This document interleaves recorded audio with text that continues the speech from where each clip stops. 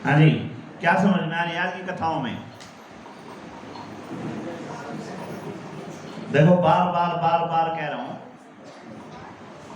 कि अगर यहां से कुछ लेकर जाना है तो अपने माँ बाप की सेवा करना आज से शुरू कर दियो, काल तक जो हो लिया हो लिया। वे कहने का मतलब, जब तक भगवान की शरण में नहीं आए, जब तक जाने अनजाने आपसे कुछ भी हो गया हो, वो सारी भूल क्षमा हो जाती है अगर आप अपना आगे मार्ग सुधारते हो।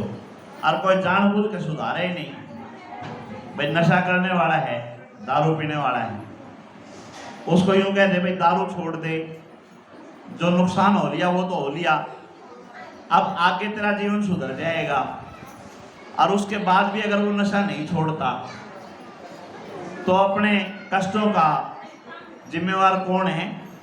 वो खुद ही है। यानी इस कथा के बाद भी अगर कोई माता पिता का हृदय दुखाता है, अपने गुरु का कहा नहीं मानता, तो फिर वो खुद जिम्मेवार, आप जिम्मेवार नहीं हैं। अब भगवान की कथाएं चल रही है तो एक भगवान की कथा आपको बता देते हैं कि भगवान की कथा मतलब भगवान की शरण में जाने वालों के साथ क्या होता है। राजा अम्बरीश भगवान के भक्त हुए, परमात्मा के भगत थे। और श्री कृष्ण भगवान का व्रत कौन सा किया जाता है? कौन सा व्रत करते हो भाई? हमारे सुभाष जी बैठे हैं, श्याम बाबा के मंदिर संभालते हैं। हाँ जी, श्याम, कृष्ण, श्री हरि विष्णु जी, ये सारे एक ही हैं, नाम उन्होंने दे रखा अपना। भाई कृष्ण भगवान ने अपना नाम दिया था कि तू मेरे नाम से ही कलयुग में पूजेगा, और जो श्याम में और कृष्ण में भेद करेगा उसे श्याम मिलेगा ना कृष्ण मिलेगा। तो इनका श्याम बाबा का, कृष्ण भगवान का कौन सा व्रत होता है जी? है जी, साल में एक के बाद 364 दिन छुट्टी। एकादशी का व्रत किस खातर करा करो है? तो मैं तो यही तो पूछ रहा था आपसे, भाई श्याम बाबा का, कृष्ण भगवान का व्रत कौन सा करते हो? एकादशी का व्रत करते हो? हाँ, तो एकादशी का व्रत आ रहा है और कथा अम्बरीश की आ रही है, तो अम्बरीश की कथा सुन लो। श्री हरि विष्णु जी का परम भगत था, एकादशी का व्रत किया करता। एकादशी का व्रत द्वादश में खोलना होता है। भाई एकादशी में आपने व्रत किया है तो द्वादश में उसको पूर्ण करना होता है, भोजन लेना होता है, कुछ न कुछ खाना होता है, जब वो व्रत सफल होता है। जैसे कोई भूख हड़ताल पर बैठा हो तो जब तक उसकी कुछ खुआ पिया दिया नहीं जा, जब तक उसकी भूख हड़ताल कंटिन्यू होती है। यही होता है ना, देखो भूख हड़ताल में बैठा, जब तक उसको कुछ खिलाओ पिलाओ नहीं गया, जब तक उसकी हड़ताल चली रही है। तो हमारी भी ये भूख हड़ताल है एकादशी की, तो भैया एक दिन हमने हड़ताल कर रखी, हम नहीं खावा पीवा। उस हड़ताल को खोलना होता है द्वादश में। और आज द्वादश का दिन था।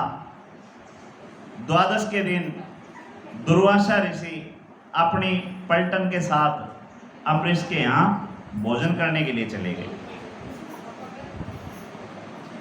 और अब तो कलयुग है, अब तो ब्राह्मण तो छोड़ दो, ब्राह्मण का तो जिक्र को नहीं, बाण बेटी भी अगर गैर टाइम आ जाए, आप रोटी बना के खा चुके हो तो माथा पर थोड़ी या भी पड़ जाए, इसकी रोटी कौन बनाओगा? या भी 2 घंटे पहले आ जाती तो इसकी भी के लिए बन जाती है जी। भाई समय का प्रभाव है। वो समय था जब घर में अगर ब्राह्मण जीवना है तो पहले वो भोजन करेगा, उसके बाद में परिवार वाले भोजन करेंगे।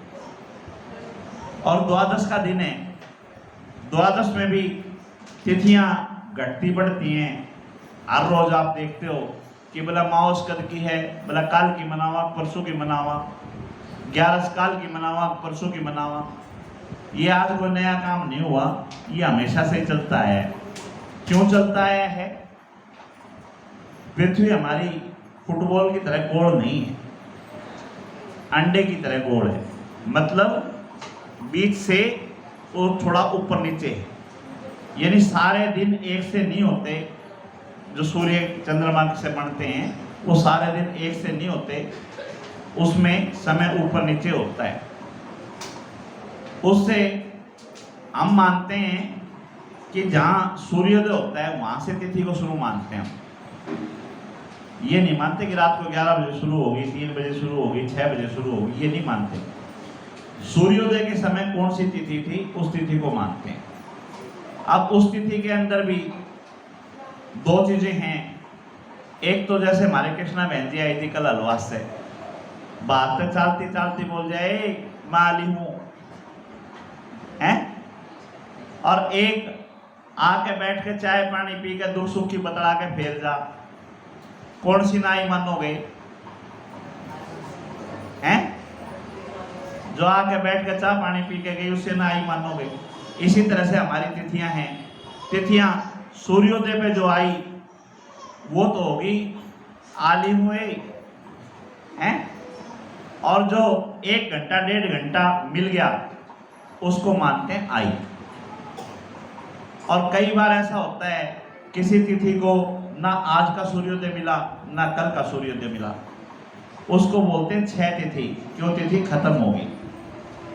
और कुछ तिथियां होती हैं जिसको सूर्योदय आज का भी मिल गया और कल का भी मिल गया, उसको बोलते हैं बढ़ी हुई तिथि।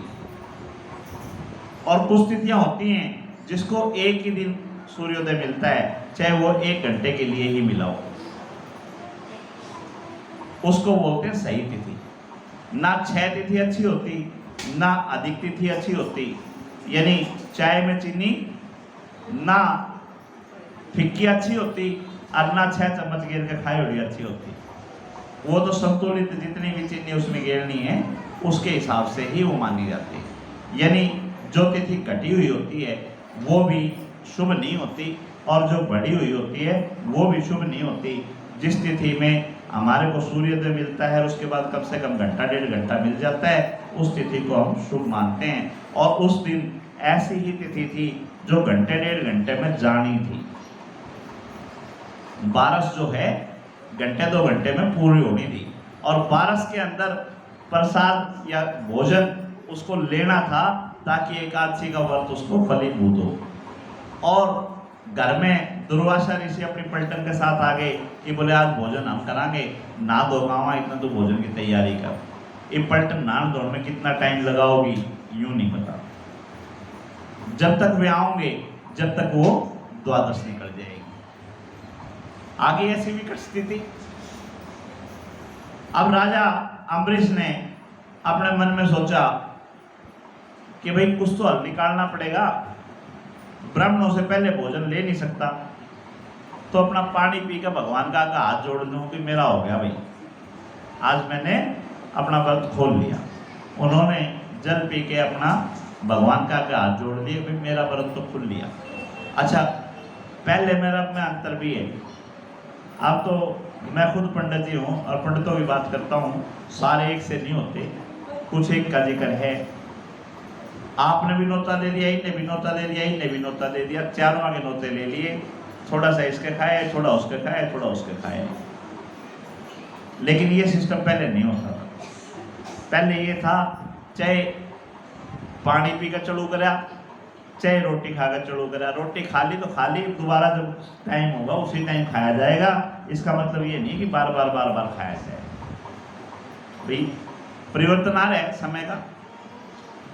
तो राजा अम्बरीश ने पानी पी के, पानी चढ़ो करके अपना व्रत खोल लिया, और इधर दुर्वासा ऋषि नहा धो के आए, भोजन लगा दिया। भोजन लगाने के बाद ब्राह्मण ने कहा कि महाराज आप भी बैठो, आप भी भोजन लो, विजयमान वाले तो और बतेरे हैं, आप भी बैठो, आप भी अपनी थाली लगाओ। राजा अम्बरीश ने हाथ जोड़ दिया और कहा जी मेरा तो हो गया। इतना कहते ही दुर्वासा ऋषि हमारे क्रोध के लिए जाने जाते हैं, तुरंत उन्होंने एक राक्षस पैदा किया और बोला भाई इसने हमारा अपमान किया, इसको खा जा। राक्षस राजा अम्बरीश की तरफ दौड़ा, उसी समय मेरे श्री हरि विष्णु जी का चक्र, सुदर्शन चक्र बीच में आ गया और उस राक्षस का अंत कर दिया। और जिसने वो राक्षस भेजा था उसकी तरफ वो सुदर्शन चक्र चल पड़ा। अब आगे आगे दुर्वासा ऋषि और पीछे पीछे सुदर्शन चक्र। दुर्वासा ऋषि महादेव के पास पहुंचे। महादेव ने जब सुदर्शन चक्र को देखा, उनको प्रणाम किया और उनसे कहा कि भाई जिसका तू दोषी है वो ही इसका इलाज करे, वो इसको रोके, मैं इसके बीच में नहीं आऊं। दुर्वासा ऋषि श्री हरि विष्णु जी के पास पहुंचे, उनसे प्रार्थना करी कि आपका सुदर्शन चक्र जो है इसको रोक लो और मेरे को आवेदन दो। तब श्री हरि विष्णु जी ने कहा कि अगर तूने मेरे खिलाफ कुछ कार्रवाई की होती, मेरा मन दुखी किया होता, मेरा कुछ अपमान किया होता, तो मैं तेरे को माफ कर देता, लेकिन तूने मेरे भक्त का मन दुखाया है। भाई मेरे भक्त का मन दुखाया है तो तू मेरे भक्त से ही जाके माफी मांग। दुर्वासा ऋषि वापिस राजा अम्बरीश के पास आए हैं, माफी मांगी है, जब सुदर्शन चक्र से उनका सुरक्षा मिली है। बोलो कृष्ण भगवान की जय हो। यानी जैसे हमने बताया कि माता पिता और गुरु हैं, वैसे ही भगवान का भक्त फिर कोई भी हो, अगर उसका अपमान करते हो तो अभी भगवान बीच में नहीं आएगा। भगवान के भक्त का आपने अपमान किया तो भगवान आपके बीच में नहीं आएंगे। उसकी सुरक्षा या उसकी जो भी है वो उसी से आपने लेना पड़ेगा उपाय कि भाई आप ही मेरा उपाय करो।